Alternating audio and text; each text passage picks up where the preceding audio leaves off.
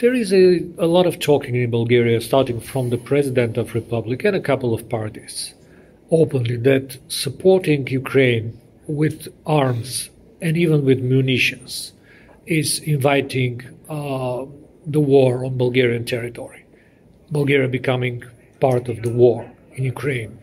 What's your general comment on this?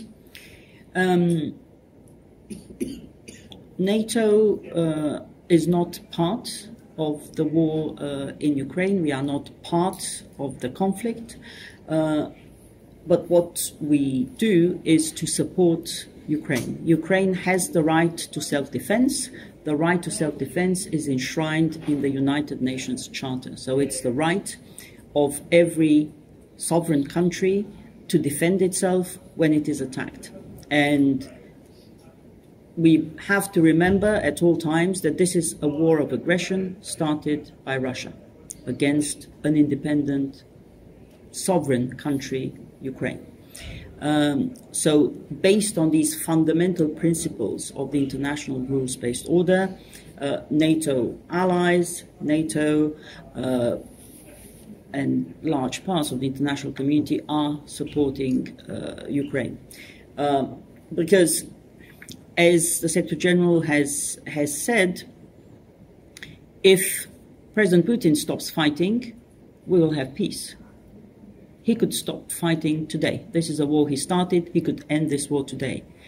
If Ukraine stops fighting, we will have no more Ukraine, because Ukraine will cease to exist as a sovereign, independent country in Europe. So this is also about looking at the bigger picture. If Russia gains in Ukraine based on an aggressive, full-fledged invasion of a neighbor, the message for President Putin will be that he can get what he wants through force. And the message for other authoritarian regimes around the world would be that they can get what they want by using force. So then this will be a world in which we would also be much more vulnerable to aggression, to coercion, to intimidation. Because if it works in Ukraine, what is there to say that it may not work somewhere else?